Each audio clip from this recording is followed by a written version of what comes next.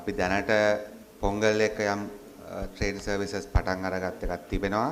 පෙබරවාරි මාසෙ තුලදී අපි දුම්රිය දෙපාර්තමේන්තුව එකඟ වෙලා තිබෙනවා ඩේලි ජැෆ්නා ඉන්ටර්සිටි ට්‍රේන් එක පටන් ගත්තත් ඒ වගේම මිඩ් ඩේ ට්‍රේන් අර එකයි ගානට යන ට්‍රේන් එක පටන් ගන්නත් පෙබරවාරි ඔව් ඒකත් අපි මේ පෙබරවාරි මාසෙ තුලදී පටන් ගන්නවා. ඒ වගේම මවුන්ට් ලෙවනියා වලට යවන එක අපි දැනටම කතා කරලා තිබෙන්නේ. ඒක අපි හිතනවා මේ මාසේ ඉවර වෙන්න කලින් ඒක කරන්න පුළුවන්.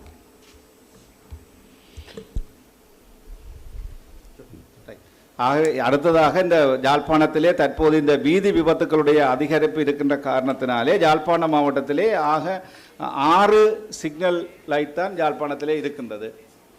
ஆகவே இந்த போக்குவரத்து நெருக்கடிகளை தவிர்ப்பதற்காகவும் விபத்துக்களை குறைப்பதற்காகவும் சிக்னல் லைட்ஸ்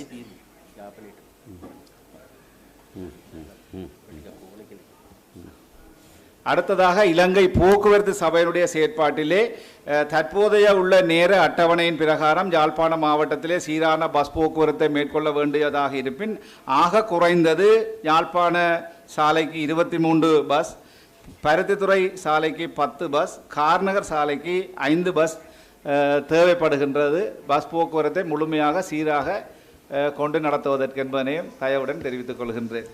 அதிமேத ஜனாதிபதி அவர்களே, எங்களுடைய மாவட்டத்திலே இருக்கிற பஸ் நிலையம் மிகவும் ஒரு போதிய வசதியின்றி மிக குறைவாக இருக்கின்றது. அதற்காக நாங்கள் வெளியான ஒரு பஸ் நிலையம் வெளியிடங்களுக்கு செல்வதற்காக அமைக்கப்பட்டிருக்கின்றது. அதிலே நாங்கள் சிடிவி இணையத்தையும் நாங்கள் அதிலிருந்து செல்லுமாறு கேட்டுக்கொண்டிருக்கிறோம். ஆனால் அவர்கள் எந்த விதமான ஒத்துழைப்பையும் தருகிறார்கள் இல்லை. ஆகவே நாங்கள் அந்த பஸ் நிலையத்தை நாங்கள் விரைவாக மீளமைத்து செய்ய வேண்டும் இருக்கிறது. ஆகவே அவர்களும் ஒரு ஒருங்கிணைப்பு கட்டாயம் வர வேண்டியதாக இருக்கிறது. நீண்ட காலமாக நான் கோரிக்கை விடுத்து கொண்டு இருக்கின்றோம்.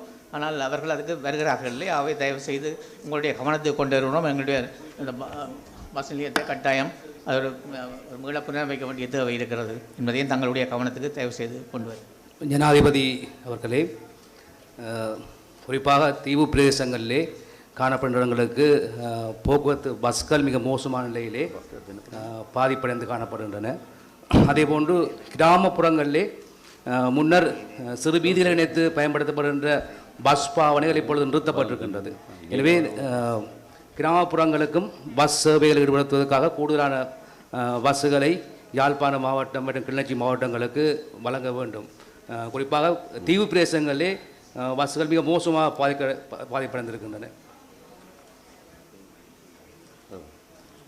Janavir question that there is a request from Nainadivu that a lot of people are coming at tourist and everything, but no bus service.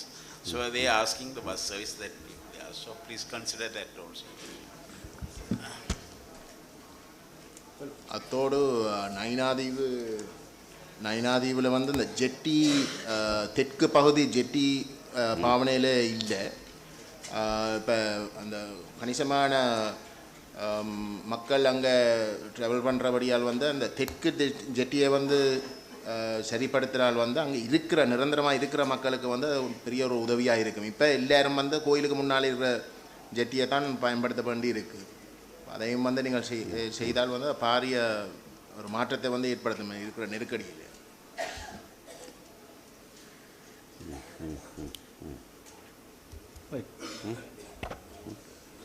அடுத்ததாக எங்களுடைய இந்த மாவட்டத்திலே பொது நிர்வாக உள்நாட்டு அலுவலர்கள் அமைச்சின் கீழே எங்களுக்கு பாரிய வெற்றிடம் கிராம அலுவலர்களுக்கு காணப்படுகின்றது. தற்போது 65 கிராம அலுவலர்களுக்கும் 6 நிர்வாக கிராம அலுவலர்களுக்கும் உரிய வெற்றிடம் காணப்படுகின்ற காரணத்தினாலே ஒன்றுக்கு மேற்பட்ட பிரிவுகளிலே கிராம சேவையாளர்கள் தங்களுடைய கடமைகளை ஆற்ற வேண்டிய தேவைப்பாடு இருக்கின்ற காரணத்தினாலே இது நாடளாவிய ரீதியில் இருக்கின்ற தேவைப்பாடு என்ற அடிப்படையிலே அடுத்த உள்வாங்கலே எங்களுடைய மாவட்டத்துக்குரிய உள்வாங்கலை மேற்கொள்ளுமாறு தயவாக கேட்டுக்கொள்வதோடு ஏனைய வெற்றிடங்கள் இந்த சிற்றூழியர்களுடைய வெற்றிடமும் சாரதிகளுடைய வெற்றிடமும் மிக அதிகமாக காணப்படுகின்றது. ஏனென்றால் 5 வருடத்துக்குரிய அந்த விடுமுறையை பெற்று பலர் வெளிநாடு சென்றிருக்கின்ற காரணத்தினாலே அலுவலகங்களிலே சாரதிகள் சிற்றூழியருக்குரிய பாரிய தட்டுப்பாடு நிலைமை ஒன்று காணப்படுகின்றது என்பதையும் தயவோடு அறிய தருவதோடு அடுத்ததாக மாவட்டத்தினுடைய சுகாதார செயற்பாடுகள் சுகாதார தேவைப்பாடுகள் தொடர்பாக எங்களுடைய போதனா வைத்தியசாலையினுடைய பணிப்பாளர் அவர்களை கருத்துரை வழங்குமாறு கேட்டுக்கொள்கின்றேன்.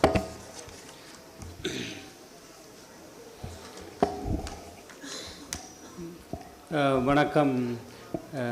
மேன்மதங்கிய ஜனாதிபதி மற்றும் கௌரவ அமைச்சர், கௌரவ பாராளுமன்ற உறுப்பினர்கள், ஏனைய உயர்நிலை உத்தியோகத்தர்களுக்கு யாழ்ப்பாணம் போதனா வைத்தியசாலை வடக்கிலே இருக்கின்ற ஒரே ஒரு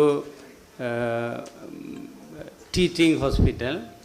அந்த வைத்தியசாலையினுடைய ஆளணி ஏனைய வைத்தியசாலைகள், இலங்கையில் இருக்கின்ற வைத்தியசாலைகளோடு ஒப்பிடுகையில் கணிசமான அளவு குறைவாக காணப்படுகின்றது.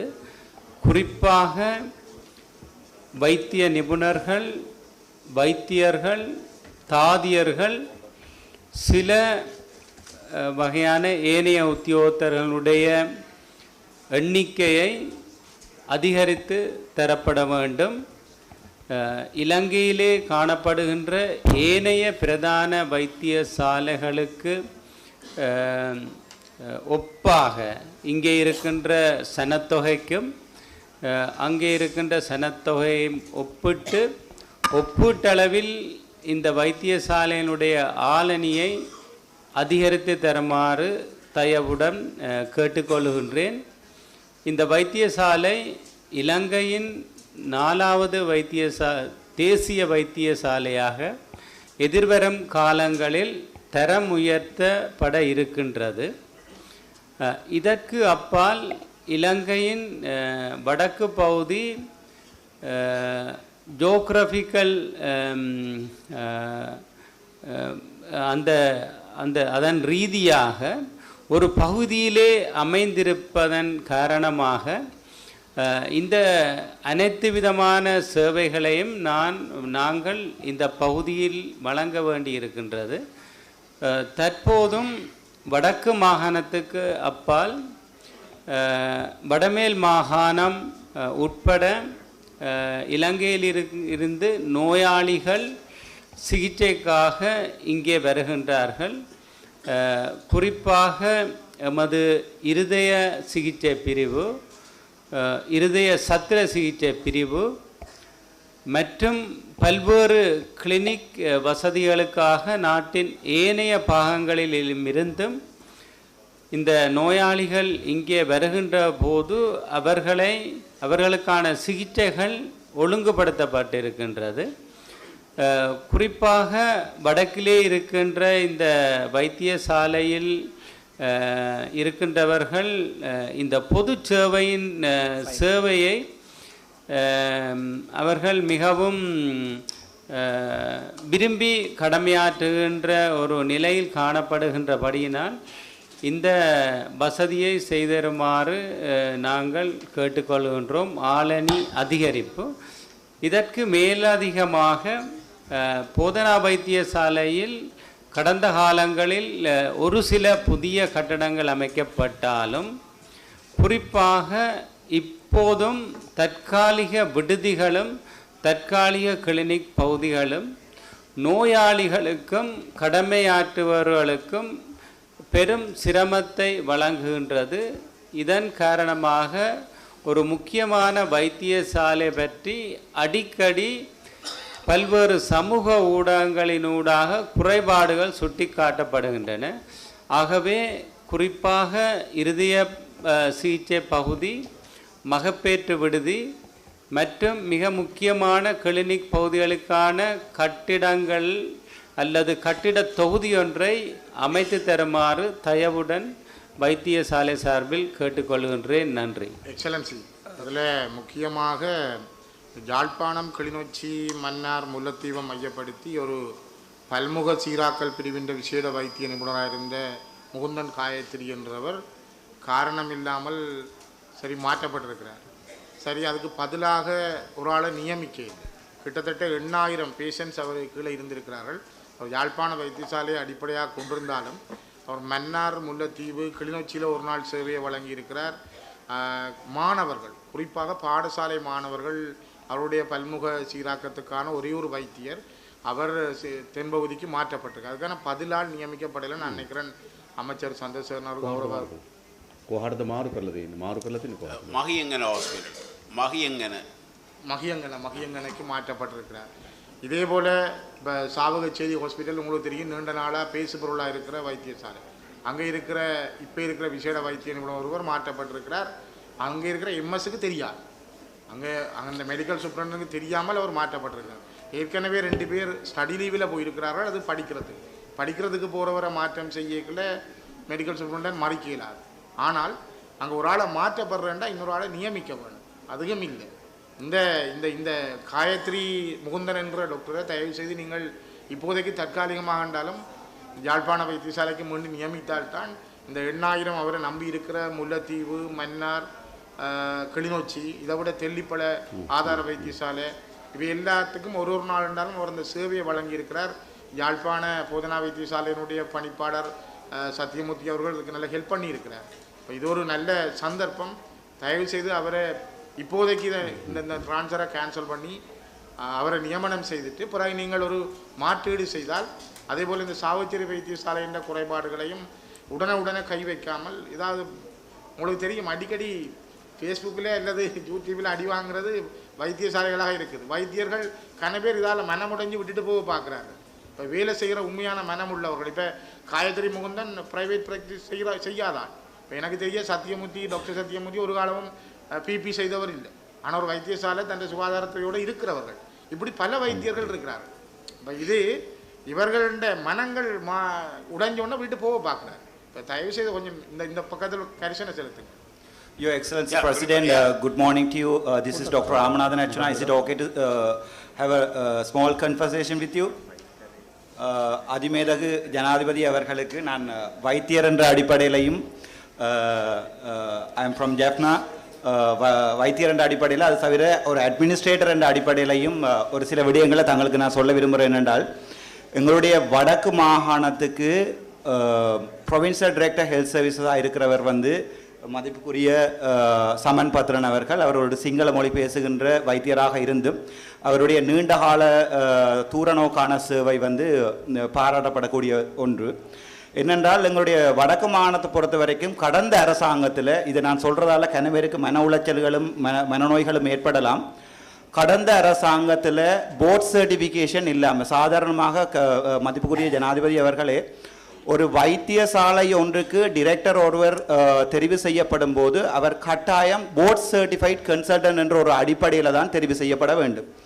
ஆனால் 2015ஆம் ஆண்டு இருந்த அந்த காலத்து அரசாங்கம் கேபினட் அப்ரூவல் ஒன்றை எடுத்துக்கொண்டு சம்பந்தப்பட்ட வைத்தியர் ஒருவருக்கு, யாழ்ப்பாணம் போதனா வைத்தியசாலை ஒருவருக்கு போர்ட் சர்டிஃபிகேஷன் இல்லாமல் போஸ்ட் ஒன்றை கொடுத்திருக்கார்கள். நான் ஒரு வைத்தியசாலையின் அட்மினிஸ்ட்ரேட்டர் அடிப்படையில் எனக்கு இது சம்பந்தமாக சுகாதார அமைச்சுக்கு எழுத்து மூலம் தெரிவிச்சிருக்கிறேன். அப்போது அவர்கள் எனக்கு சொல்லியிருக்கிறார்கள் அவருடைய போர்ட் சர்டிஃபிகேஷன் சம்பந்தமான தரவுகளை எடுத்து தருவதாக. அதோட ஒரு வைத்தியசாலை ஒன்று ஒரு போஸ்ட் ஒன்று கொடுக்கப்படும் போது, இப்போ உதாரணத்துக்கு ஒரு ஜனாதிபதி வாழ்நாள் ஜனாதிபதியாக மாறும்போது சில வேளைகளில் அவருடைய அடக்குமுறைகள் அதிகமானதாக இருக்கும். கிட்டத்தட்ட 170 அதிகாரி ජනාධිපති මම මේක සිංහලෙන් කියන්න කැමැති 170 ළමයි හවුරුදු 3ක් අරගෙන පඩි දෙන්නේ නැතුව සර්විස් විදියට මේ දාලා තියෙනවා මේකෙන්. ඒක මම ඒගොල්ලෝ එක්කරන් அவர்களை அழைத்து கொண்டு சுகாதார அமைச்சருடைய யோசித்து பாருங்கள், ஒருவருக்கு 1 மாதம் சம்பளம் கொடுக்காட்டில் வாழ்வாதாரம் பாதிக்கப்படும். 170 பணியாளர்களை 3 வருடங்களுக்கு சம்பளம் கொடுக்காமல் எந்த அடிப்படையில் அரசாங்க நிறுவனம் ஒன்றில் சம்பந்தப்பட்ட வைத்திய அதிகாரி அவர் இன்போஸ்ட் என்பதால் யாரும் அவரை எதுவுமே செய்ய முடியாது பணியமர்த்தி இருக்கிறார். அதை கதைக்க போன போது சம்பந்தப்பட்ட அவ்வளவு 170 பணியாளர்களையும் வற்புறுத்தி கடிதம் வாங்கி இருக்கிறார். நான் தொடர்ந்தும் வேலை செய்வேன் இலவசமாக என்ற அடிப்படையில் வற்புறுத்தி கடிதம் வாங்கியிருக்கிறார். அது தவிர அதை கதைக்க போன பல அந்த தொழிலாளிகளை வந்து வைத்தியசாலையை விட்டு வெளியேற்றியிருக்கிறார். அது சம்பந்தமாக நான் ஒரு பாராளுமன்ற உறுப்பினராக கதைக்க போகும்போது என் மீது வழக்கு பதிவு செய்திருக்கிறார். இது ஒரு என்ன கவலை என்றால் ஜனாதிபதி அவர்களே, வடக்கு மாகாணத்தில் இதுக்கு முதலும் டாக்டர் திலீப் என்று சொல்லி ஒரு சிங்கள மொழி பேசுகின்ற ஒரு நல்ல திறமையுள்ள ஒரு வைத்தியர் ஒருவர் வேலை செய்தவர். அவரையும் நாங்கள் இனம் மொழி வேறுபாடு காட்டி யாழ்ப்பாணத்திலிருந்து திட்டமிட்ட ரீதியில் சம்பந்தப்பட்ட வைத்திய அதிகாரிகள் வந்து வெளியேற்றி இருந்தவர்கள். அவர் சிங்களவர் என்றதால நான் கூட பேராதனை வைத்தியசாலையிலே எம்ஓ பிளானிங்காக வேலை செய்திருக்கிறேன் கிட்டத்தட்ட 3 வருடங்கள். என்ன இந்த அட்மினிஸ்ட்ரேஷனை கொண்டு வந்தது கூட ஒரு சிங்கள வைத்தியர் டாக்டர் அர்ஜுன திலகரட்ன. ஆனால் இப்போது இருக்கிற இந்த நிலைமையிலே சிங்கள வைத்தியர்களை வெளியேற்றுவதும் அது தவிர ஒரு இனப்பாகுபாடான இதொன்று எங்களுடைய வைத்தியசாலைகளில் நடந்து கொண்டிருக்கிறது. சாதாரணமாக வடக்கு கிழக்கிலே வைத்தியர்கள், இதில் இன்னொரு வைத்தியர் இருக்கிறார், அவருக்கும் தெரியும், வடக்கு கிழக்கிலே வைத்தியர்கள் வந்து நியமிக்கப்படும் போது அவர்களுடைய ரேங்க் அடிப்படையில் நியமிக்கப்படும் சிங்கள மொழி பேசும் வைத்தியர்கள் தான் வருவார்கள். சாவச்சேரி ஆதார வைத்தியசாலை பேசுபொழியாக இருக்கிறன்னு சொல்லி எங்களுடைய மதிப்புக்குரிய பாராளுமன்ற உறுப்பினர் ஸ்ரீதரன் அவர்கள் ஐயா சொல்லியிருக்கிறார். என்னென்றால் அந்த வைத்தியசாலையினுடைய டிரெக்டராக இருந்து தான் நான் இப்போது பாராளுமன்ற உறுப்பினர் பதவிக்கு வந்திருக்கிறேன். அந்த வைத்தியசாலை ஐயா டைப் பி தரத்துக்குரிய வைத்தியசாலை. அந்த வைத்தியசாலையிலே 2014ஆம் ஆண்டு ஒரு கட்டிடம் கட்டப்பட்டு 2024ஆம் ஆண்டு நான் என்னுடைய தொழிலை இழந்துதான் அந்த கட்டிடம் இயங்கிக் கொண்டிருக்கிறது. அது தவிரவும் வடக்கு கிழக்கு மாகாணத்திலே வைத்தியசாலைகளை எடுத்து பார்த்தீர்கள், ஒன்று லைன் மினிஸ்ட்ரி வைத்தியசாலைகளாக இருக்கும், இரண்டாவது ப்ரொவின்சியல் கவுன்சில் வைத்தியசாலைகளாக இருக்கும்.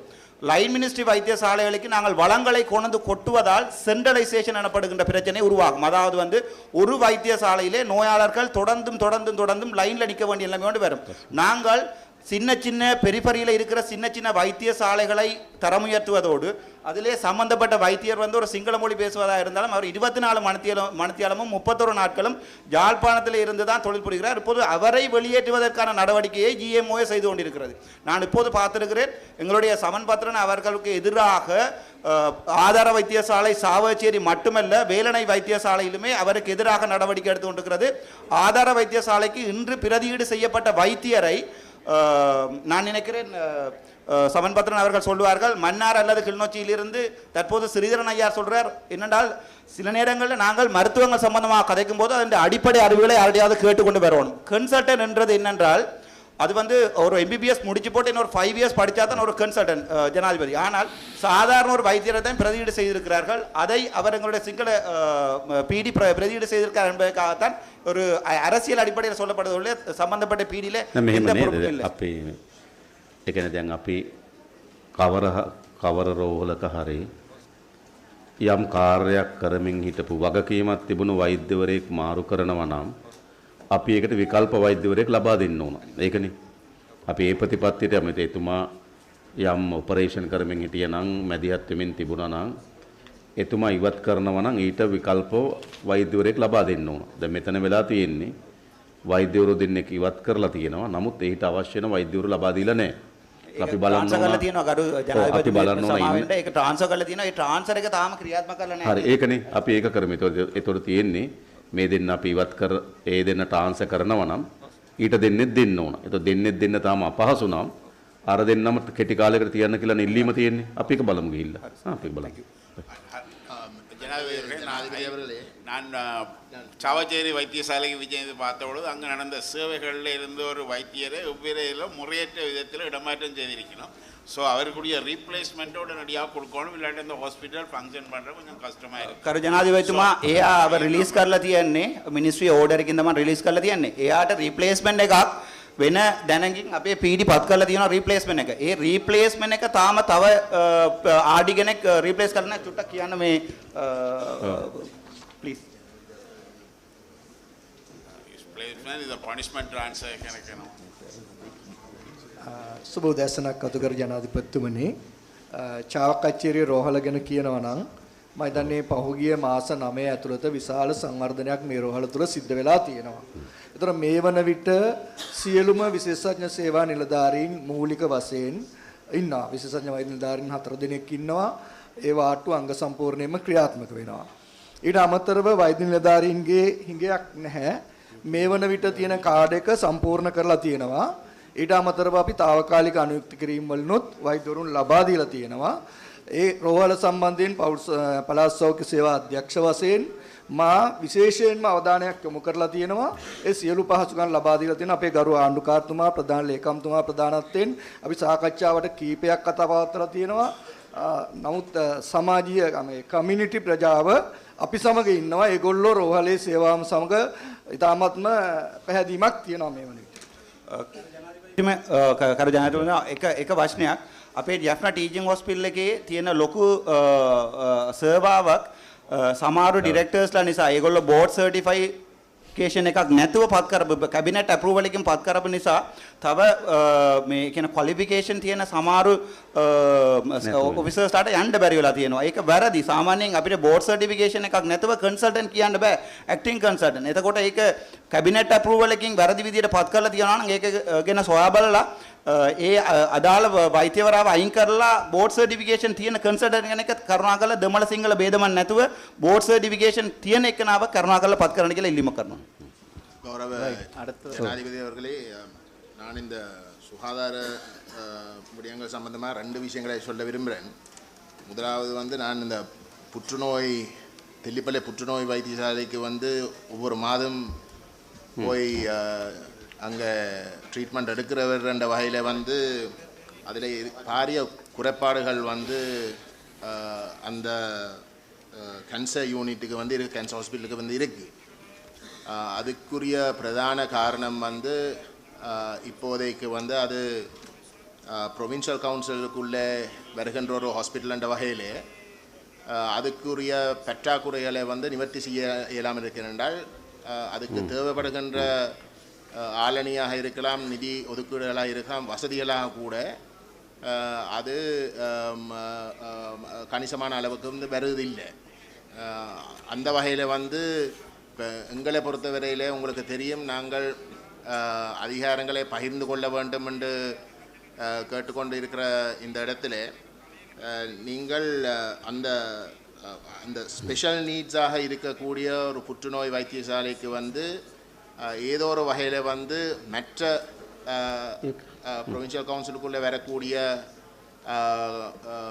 வைத்தியசாலைக்கும் விட வித்தியாசமாக வந்து கருதி விசேட ஒதுக்கீடுகளை கட்டாயம் செய்ய வேணும். ஏனென்றால் அந்த வைத்தியசாலை வந்து முழு வடக்குக்கு மட்டுமில்லை, கிட்டத்தட்ட நினைக்கிறேன் அனுராதபுரத்தில் இருந்தும் கூட வந்து அங்கே பேஷண்ட்ஸ் வரையினம். அப்போ அந்த வகையில் வந்து அவர்கள் எனக்கு வந்து கொடுத்திருக்கிற ஒரு சில யோசனைகளை வந்து உங்களிடம் நான் பகிர்ந்து கொள்ள விரும்புகின்றேன். வந்து எனக்கு இது கடைசி நேரத்தில் கிடைச்சபடியால் வந்து நான் මේකට බිලියන 1 බිලියනක් වෙන් කරලා තිබුණානේ මේ තෙලිප්පලේ පිළිකාර වලට. ඒකෙන් වැඩ කටයුතු අවසන් වෙලා නැද්ද? වෙන් කරලා තිබුණා සර්. ඒකේ අපි මම හිතන්නේ පීඩිස ඒකට උත්තර දෙයි. ඒකෙන් අපි බිල්ඩින් එකක් හදුවා නේද? තෙල්ලිපල හොස්පිටල් එකකින් බිල්ඩින් එක. සර් මම ඒක ගැන පොඩ්ඩක් කියන්න ඕනේ. මගරගම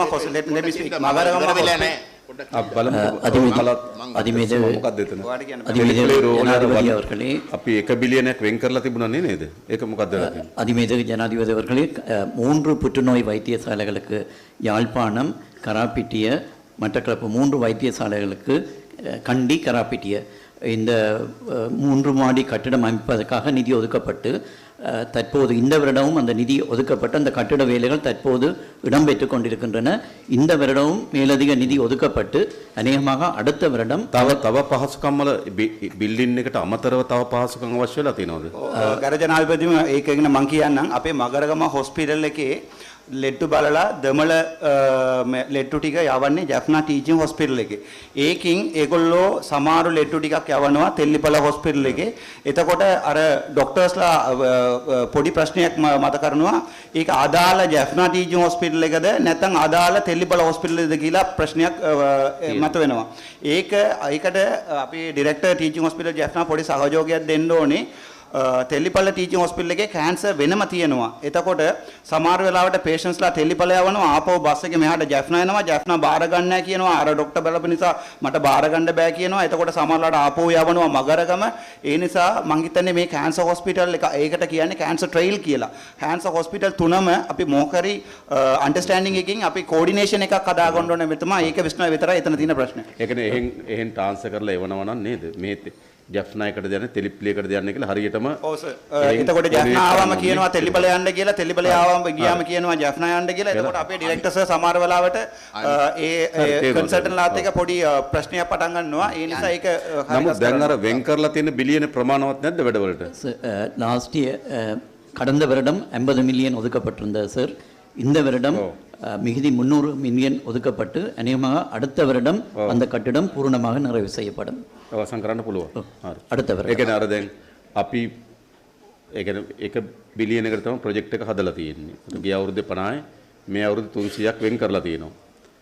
මොකද ඊට වඩා වෙන් කරාට වියදම් කරන්න බැරි වුණොත් තේරුමක් නැහැනේ නේද? ඒ කියන්නේ මිලියන 300ට වඩා වියදම් කරන්න පුළුවන්ද? එතන බැරි වෙයි ජනාධිපතිතුමා, එතන බැරි වෙයි. අපි ඒ වගේ පොඩි හොස්පිටල් ටිකක් අරගෙන එතකොට අර අපි ඇපෙක්ස් කියලා අපි මම මිනිස්ට්‍රි එකේ වැඩ කරපු නිසා මම දන්නවා ඇපෙක්ස් හොස්පිටල් කියලා ලොකු හොස්පිටල් එකක් තියාගෙන චූටි හොස්පිටල් එක අප පවරයිස් කරනකොට ඒ හොස්පිටල් එකේ ලෙඩ් උඩ ගොඩක් සර්වාවක් ගන්න පුළුවන් ජනාධිපතිතුමා. ජනාධිපති අවர்களே දැන් අපි අර මේ ගයින් බිලියන 300ක් දැන් තියෙනවනේ ඒකට නේ අපි ඒක වෙට්ටි කරයමු. හරි. ඒකට වැඩිපුරෙන්ම அவசரமாக வந்து அவங்க கேட்குறாங்க வந்து ஒரு சிடி ஸ்கேனரும் வந்து ஒரு ஐசியூ யூனிட்டையும் வந்து அங்கே வந்து ஏற்படுத்துறதுக்கு கேட்குறாங்க. இந்த கட்டிடத்தில் அதிமிதக ஜனாதிபதி அவர்களே, இந்த கட்டிடத்தில் வந்து ஐசியூ பில்டிங் வந்து ஐசியூவும் வந்து உள்ளடக்கப்படும் அடுத்த வருடம். மற்றது சத்யமூர்த்தி டாக்டர் சொன்ன விஷயங்களை வந்து நான் ஆமோதிக்கிறேன். அதுக்கு மேலதிகமாக வந்து அதில் குறிப்பாக சொல்ல விரும்புகிறேன் வந்து இந்த மெட்டர்னிட்டி வார்டு வந்து 2012 வந்து இடிக்கப்பட்டது. அதுக்கு பிறகு வந்து இன்றைக்கு வந்து கிட்டத்தட்ட ஒரு நினைக்கிறேன் 16 வார்ட்ஸ் இருக்க வேண்டிய இடத்துல வந்து 4 வார்ட்ஸுக்குரிய இடத்துக்குள்ளே வந்து இயங்கி கொண்டிருக்கு. அது கட்டாயம் வந்து கட்டி கொடுக்கப்பட வேணும். இன்றைக்கு வந்து ஒரு ஐசி என்ன எமர்ஜென்சி இல்லாட்டி ஒரு என்ன இன்டென்சிவ் கேர் பிள்ளைகள் பிறந்து வந்து இன்டென்சிவ் கேர் ட்ரீட்மெண்ட் தேவைப்படுகின்ற இடத்துக்கும் என்ன இந்த பேர்த் கொடுத்த தாய்மார் இருக்கிற இடத்தும் வந்து பாரிய தூரம் இருக்குது. அவே 2 மணி நேரத்துக்குள்ள வந்து அந்த இடத்துக்கு வந்து நடந்து கொண்டு போக வேண்டும். அநேகமானவர் வந்து சி செக்ஷன் செய்து சரியாக வேதனையில் இருக்கிற இடத்துல இது ஒரு கோஆர்டினேட் பண்ணப்பட வேணும். சரியான ஒரு மோசமான நிலை. மற்றது பேஷண்ட்ஸும் வந்து தாய்மார் வந்து நிலத்தில் எல்லாம் இப்போ வந்து படுத்து கொண்டிருக்கிறாங்க. அப்போ அதை நீங்கள் தயவு செய்து அவசரமாக வந்து கருத வேணும் என்று நாங்கள் கேட்டுக்கொள்கிறோம். අධිකාරී ජනාධිපතිතුමා අපේ චාවචේරි හොස්පිටල් එකේ ICU එකක් රන් වෙන්නේ නැතුව බිල්ඩින් එක හදලා නිකන් තියන්නේ. ඒ හොස්පිටල් එකේ ඒනි බිල්ඩින් එකක් හදලා යට ICU එකක් හදලා තියෙනවා, උඩ ඩයලිසිස් යුනිට් එකක් හදලා තියෙනවා. 2014 හදපු බිල්ඩින් එක තාම රන් වෙන්නේ නැතුව ඉන්නේ. එතකොට අපිට අලුත් බිල්ඩින් හදලා වෙන්නේ නැහැ. මෙතුමා තියෙන බිල්ඩින් ටික ඉස්සරහට පාවිච්චි කරන්න ඕනේ. මට නම් කැමැති චාවචේරි හොස්පිටල් එකෙන් විනාඩි 9යි යන්නේ මේ ඇම්බුලන්ස් එක අරන් යන්න. එතකොට A9 පාර තියෙන නිසා අපි ඒ හොස්පිටල් එක චුට්ටක් ඩෙවලොප් කරා නම් මෙතුමා තව ප්‍රයෝජනයක් ගන්න පුළුවන්. හරිනේ අපි සෞඛ්‍ය அடுத்ததாக கடத்தொழில் சார்ந்த விடயம். அந்த இதில் வந்து கார்டு கிரியேஷன் ஒரு 15 வருஷங்களுக்கு முதல் செய்து ඒක කරනවා. ඒක මම කියන්න. මම ඒක කියන්න. මම නෝට් කරගත්තා. அது ஜனாதிபதி அவர்களே, நான் ஒரே ஒரு நிமிடம் கதைக்க வேண்டி இருக்கின்றது. இல்லை கொஞ்சம் பொறுங்க, நான் இதை கதைச்சு போட்டு கொஞ்சம் பொறுங்க. அது ஜனாதிபதி அவர்களே, இது சம்பந்தமாக இந்த மெட்டர்னிட்டி வார்டு சம்பந்தமாக தாங்கள் ஏற்கனவே சுகாதார அமைச்சுக்கு அறிவித்திருக்கிறீர்கள். உடனடியாக இதுக்கு நிதி ஒதுக்க சொல்லி அவர்கள் இந்த வருஷம் தாங்கள் நிதி ஒதுக்குவதாக அந்த நிதி அமைச்சுக்கு அனுப்பியிருக்கிறார்கள் என்று எங்களுக்கு அறிவித்திருக்கிறார்கள் ஜனாதிபதி அவர்கள். තව එකක් කියන්න ඕනේ. අපේ පිට ඉන්න අපේ සහෝදරයෝ ඩයස්පොරා කියලා කියන්නේ ඒගොල්ලෝ ඇති වෙන්න සල්ලි දෙන්න කැමති වෙලා ඉන්නවා හොස්පිටල් ඩෙවලොප් කරන්න. එතකොට අපි එක හොස්පිටල් එක හදන්න නැතුව අනිත් එක එතන වෙල්ෆෙයාර් සොසයිටි එකේ සල්ලි ඇව්වාම ඒකට කිසි accountability එකක් නැහැ, කිසි responsibility එකක් නැහැ. ඒක එන්නේ ආණ්ඩුවට නෙවෙයි. අපි ඒ වගේ money එකක් අපි ගන්න ඕනේ ආණ්ඩුවට. ආණ්ඩුව තමයි ඒක බෙදලා දෙන්න ඕන ඕන හොස්පිටල් එක. ඒක ඩිරෙක්ටර් කෙනෙක් වීඩියෝ එකක් දාන්න බෑ මම තව අයි හොස්පිටල් එකක් හදනවා ඒකට සල්ලි යවන්න කියලා. එතකොට මේ පුත්කලයාගේ account එකටනේ සල්ලි යන්නේ. එතකොට 3ක් අයි හොස්පිටල් හදනවා